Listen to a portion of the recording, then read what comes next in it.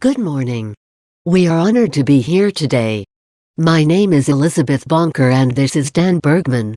We hope our presentation today will start a conversation about the many paths to college and how to succeed when you get there. I will give my part of the presentation first, and then we will hear from Dan. We will have time for questions at the end, so please write them on the index cards along with your email addresses so we can answer them here or later if we run out of time. Now let's get started. I am the youngest of 3 children. My sister is a software engineer in New York City. My brother is also affected by autism. He just graduated from Rollins College and has started a business called Love Your Neighbor Books to employ people with autism. As for me, I was born in New Jersey in 1997, and my parents report I was a happy and healthy baby. I was able to speak until 15 months old, when my spoken language was suddenly taken from me. I was diagnosed with autism and began an intensive ABA program in our home. Here I am with Terry, my trusted therapist, educational aide and communication partner. She stood by me for 14 years, even when I was very sick. Hang on to the beautiful people who believe in you. When I was 6 years old, we finally found Soma Mukhopadhyay in Austin, Texas, who taught me to spell using her rapid prompting method. Very quickly I started to write poetry, because I was able to say a lot with fewer words. This poem was written when I was 9 years old in response to a speech expert who said to my mother, in front of me, "Maybe she just doesn't want to talk." Me. I sometimes fear that people cannot understand that I hear. And I know that they don't believe I go to every extreme to try to express my need to talk. If only they could walk in my shoes, they would share my news. I am in here and trying to speak every day in some kind of way. Even with my new ability to type, the public school didn't want to mainstream me, but my mother knew my rights, and even though I had missed kindergarten, I was enrolled in 1st grade. Here is a clip from a PBS show telling my elementary school story. Good morning, Elizabeth. Because she can communicate, Elizabeth, accompanied by Terry, also attends a mainstream public school where she excels, especially in math. Find the greatest common factor of 18 and 24. Good girl. You know the answer, Her teachers marvel at her performance and persistence. Being mainstreamed was not easy, but these are the wonderful teachers who, in addition to my GT teacher you saw in the video clip, believed in me. My teachers, my aide and my mother worked as a team to figure out how to make mainstream school work. This is a poem I wrote in 2nd grade. Me revisited. I can't sit still. What's wrong with me? My body is doing things I can't explain. My dignity I am trying to maintain. People stare at me when I rock and shake. I don't know how much more I can take. So much to deal with going on inside me. I wish I could get better. I want to be set free from my silent cage. Elementary school lessons learned. 1. Autism is a treatable medical condition. You can learn more if you feel better. 2. The teacher, aide, and parent need to be a team with daily communication. 3. Your educational aide is your hero. Train your aide and make her part of your family. 4. Keep pouring the knowledge and with reading. We may be slow typers, but we are fast learners. 5. Find teachers who believe in you, and dump the rest. In 2011, 70 of my poems were published in a book titled, I Am in Here. The purpose of the book is to give hope to parents to find ways for their non-speaking children to communicate. The book led to a TED Med talk at the Kennedy Center in Washington, D.C. Here is a short clip from our talk. When we were preparing for our talk, I asked her what she wanted to say, and this is what she typed for you. On the dark side is their traditional belief that we have no language.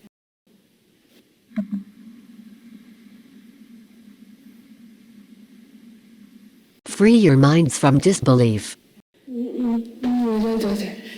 Middle school was difficult for me. With changing teachers for every subject, they didn't have a chance to get to know me. I also was exposed to a virus that caused my immune system to attack my brain. For 18 months I did a combination of the public school curriculum at home and at a private school where I was taught in a separate classroom, all with my trusted CP, Terry. Middle school lessons learned. 1. Bleep happens. I was exposed to a virus and everything fell apart. 2. Get help. I did intensive biomedical treatments and cognitive behavioral therapy. 3. Stick with the academics any way you can. 4. Make sure your parents know the law and stands up for your rights. 5. Don't lose hope. Middle school sucks for everyone. For my 9th and 10th grade, I attended my local public high school by robot. Think of Skype on wheels. The robot was in the classroom and I was at home on my computer, with my CP, participating in everything in the classroom. As you know, nothing is easy for us. My parents had to hire a lawyer to get this accommodation, and it was well worth it to get me back into public school. For my last 2 years of high school, I had to find a new school because we moved to Florida so my brother could attend Rollins College. I am so happy we found Laurel Springs Academy for the Gifted and Talented. Laurel Springs is an accredited K-12 online school with more than 2,500 students worldwide. The academy is only a couple of hundred students who get special perks like taking as many AP courses as they wish. One of the best features of Laurel Springs is no assignment is ever late as long as everything is done by the end of each term. You work at your own pace. Because the classes are written material or videos online, you can do them from anywhere. We needed to travel abroad with my sister, so here we are, finishing my junior year in Greece. High school lessons. 1. Technology is your friend. Use it. 2. A robot is a cool way to stay in mainstream school when you are not well enough to be there in person. 3. Everyone is a typer in online school and it gives you flexibility. 4. Try to go to an accredited high school because taking the GED is still a problem. More on that later. 5. Remember your CP is your hero. Invest in training and show gratitude. And finally, college. Today, I am a sophomore in the honors program at Rollins College in sunny Winter Park, Florida. Rollins is a liberal arts college with about 2,500 students, and although they don't have a special program for students with autism, they have been unfailingly supportive of both my brother and me, even though our needs are quite different. This good neighbor culture is an honored legacy and tribute to Rollins' most famous graduate, Mr. Rogers. Rollins' motto is "Life is for service," and the community has warmly embraced my CP and me. I am majoring in social innovation so I can be a change agent for the non-speaking community. I'm sure many of you share my passion. You should consider Rollins if you want to go to college. One of the best pieces of advice I can give you about college is to send the professors a letter before your classes start. This is the beginning of a letter my CP and I wrote to introduce each of us and explain how things will work splendidly in the classroom. If you would like a copy of our letter, let us know. Here are some lessons from college so far. 1. Pick a college that matches your needs. A caring environment was right for me. 2. Come to class with discussion points typed out. Type during class as well, so the professors and your fellow students can see you type. 3. Get someone at the college to be your insider to advise you about empathetic professors. 4. Ask for what you need. If double time on tests isn't enough, ask for unlimited. 5. Go to the college accessibility office, not just with problems, but with solutions. This fall, our medical journey will be featured in the documentary, In Our Own Hands. Here is a short clip of me typing with EV for the first time, from the film's promotional material.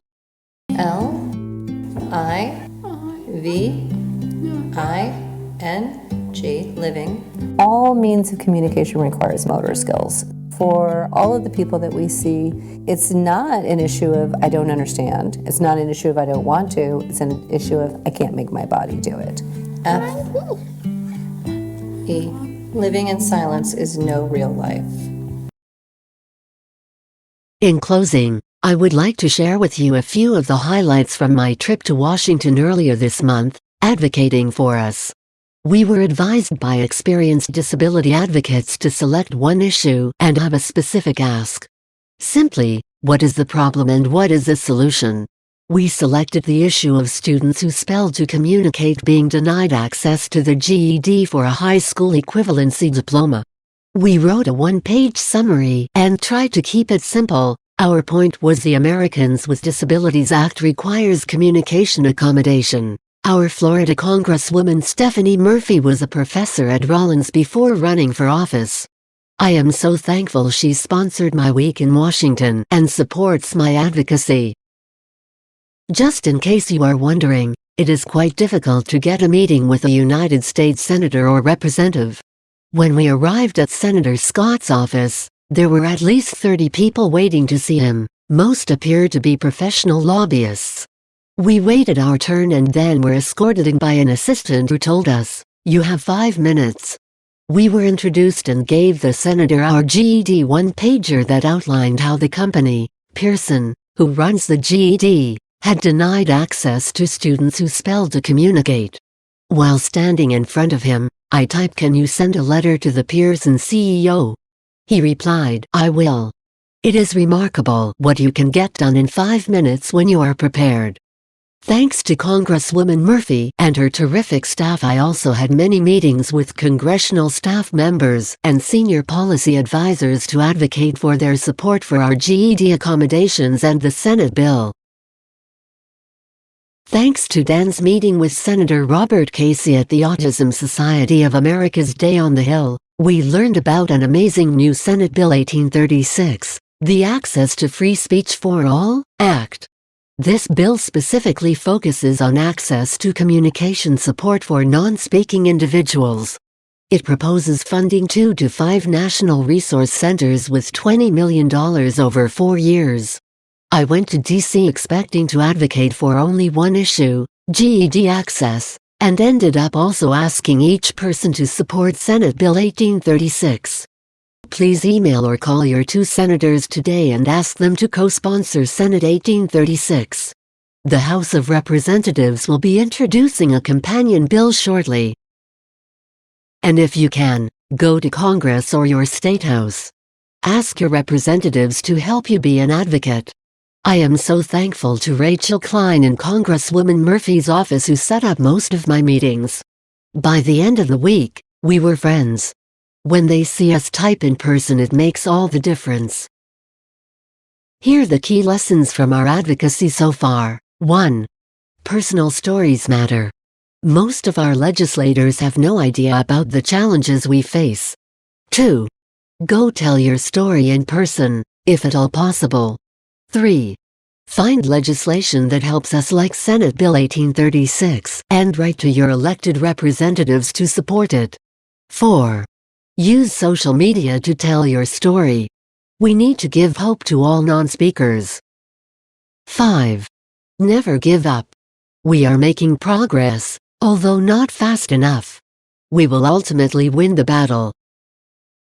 And now I would like to turn the presentation over to my dear friend, Dan Bergman. We originally met in December 2010 at an RPM event held in New York City. We were reconnected a year and a half ago by the former head of accessibility services at Rollins, who happened to move to head that office at Harvard. We are starting to get believers in high places, both education and politics. We must keep forging the path for all non-speakers to realize their dreams. Thank you.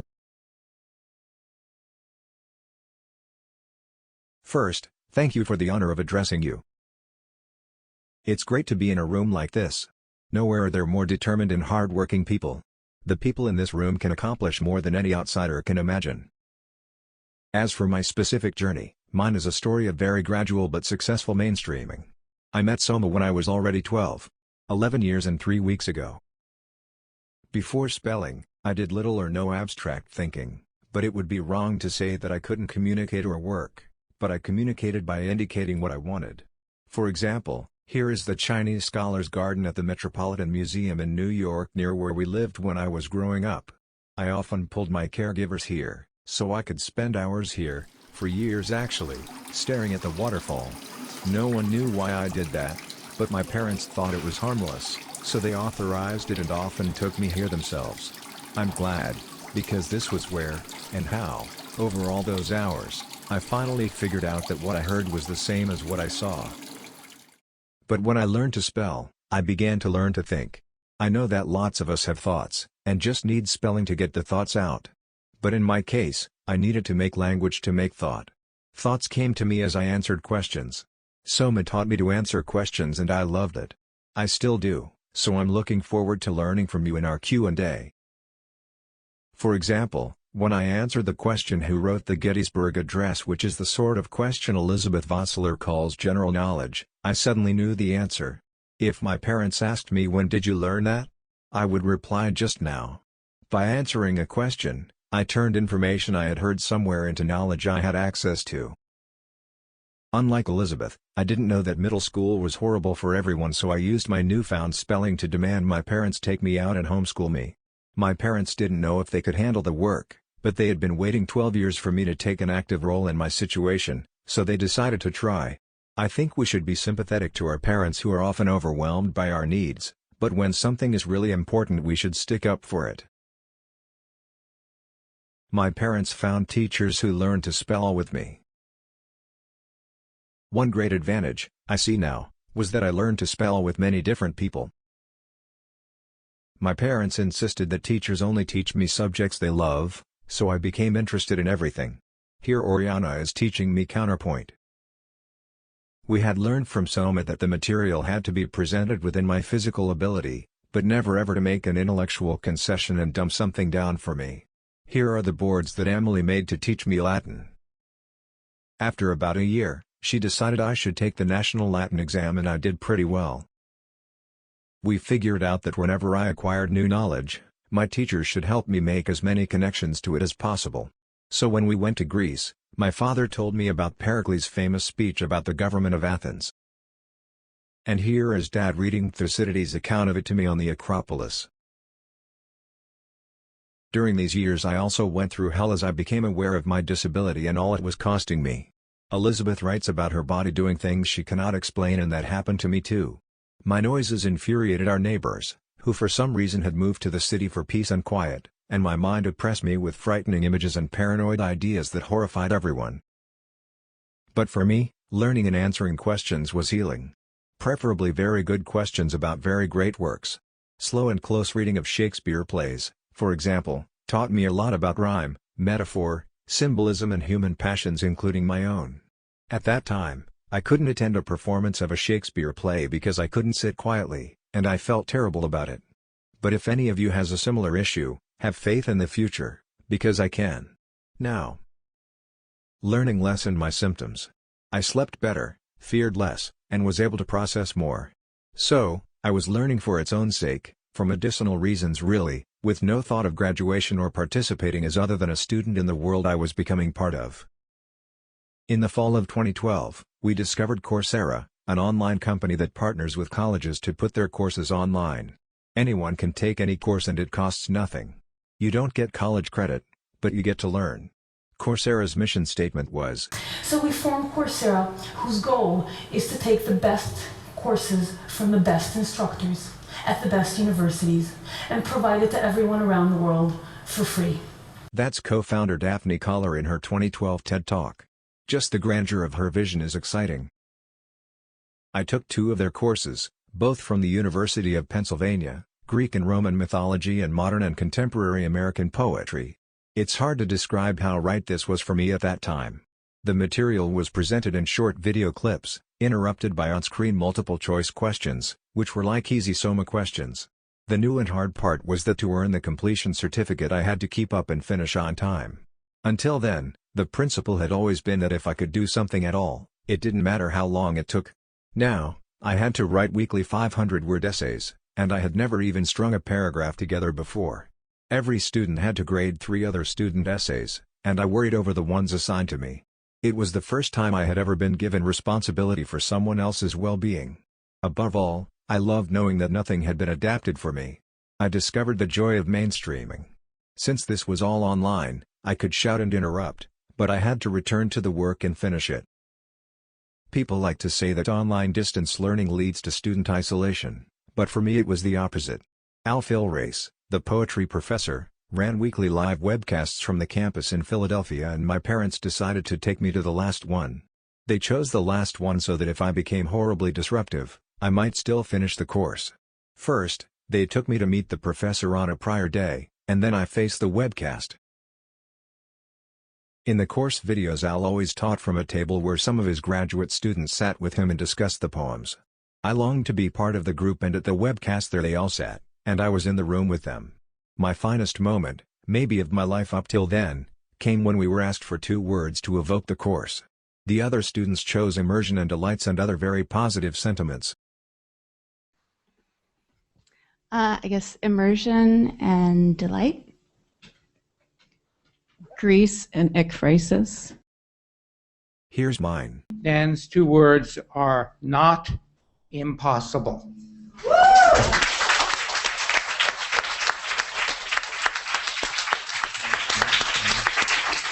Wait, who's going to say it? Oh, Dan. Did you hear it? Do you want to try it again, Dan? It was so good. You did that so well. It's not impossible.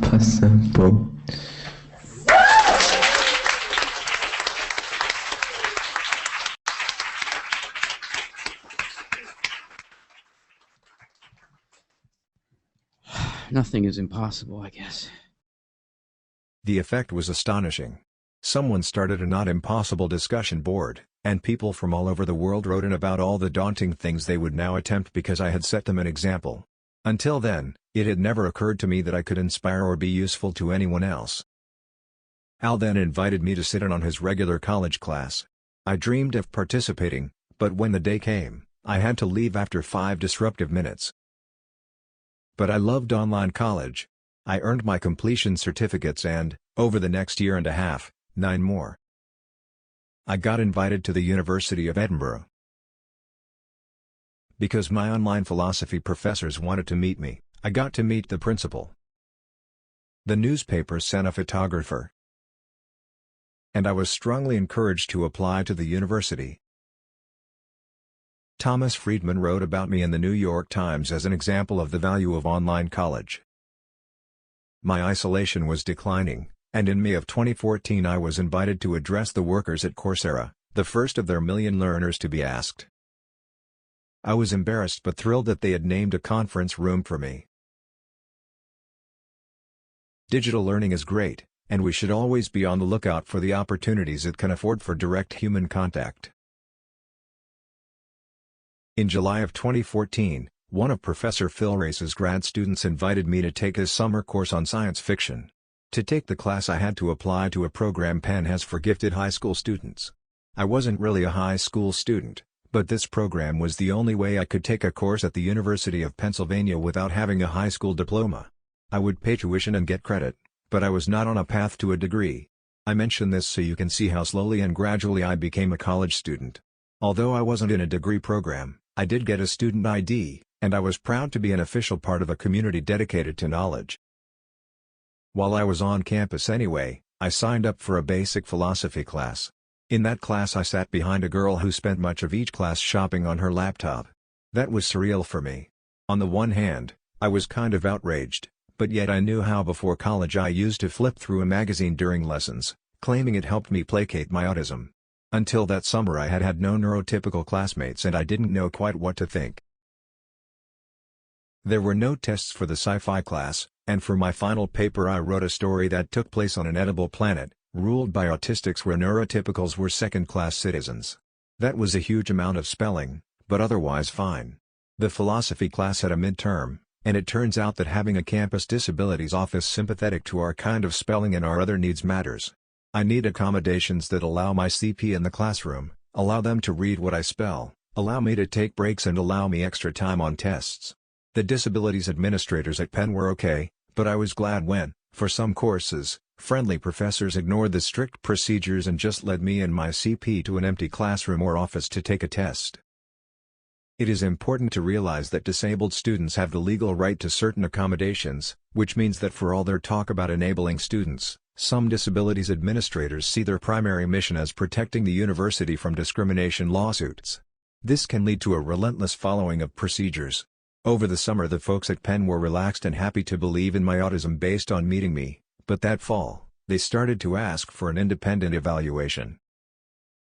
The psychologists who do these evaluations know the language necessary to compel accommodations, as you see here, so it's a kind of dance where everyone knows the steps. Of course, some disabilities administrators are angels, and for the past year I have been lucky enough to have one who really gets what we do here. When I met her I was guarded and suspicious, but that evaporated fast. It took the whole first summer for me to master sitting quietly in class, without distracting everyone with my noises and gestures. Going to college shows you how fragile neurotypical concentration really is.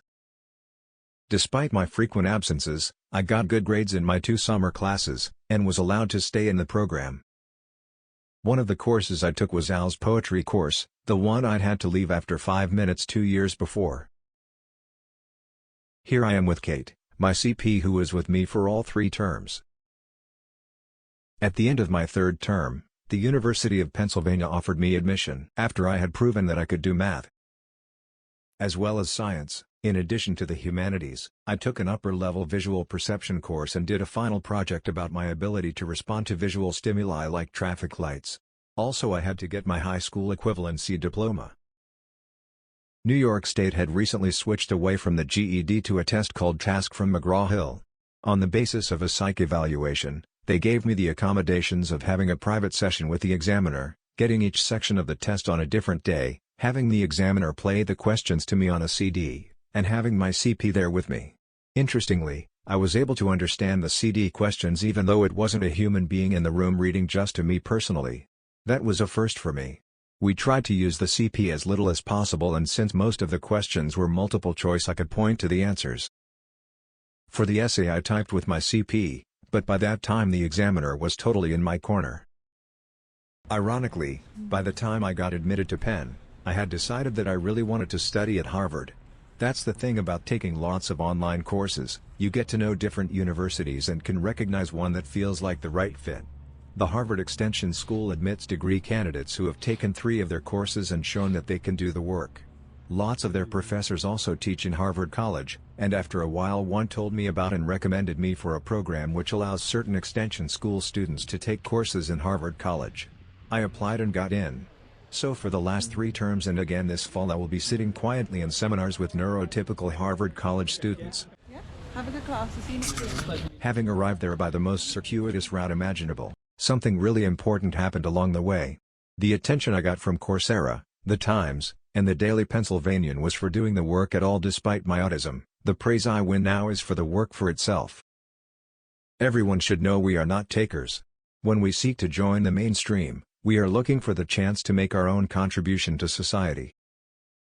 Inspired by Elizabeth's commitment to activism, I went to D.C. for the Autism Society's Day on the Hill. I met with staffers who work for both my senators, and I met with my congressmen in person. Most had never met a non-speaking speller, but they were open and welcoming. I asked what makes for the best advocacy. And, just as Elizabeth discovered, they all said, "Tell your story and ask us for something specific."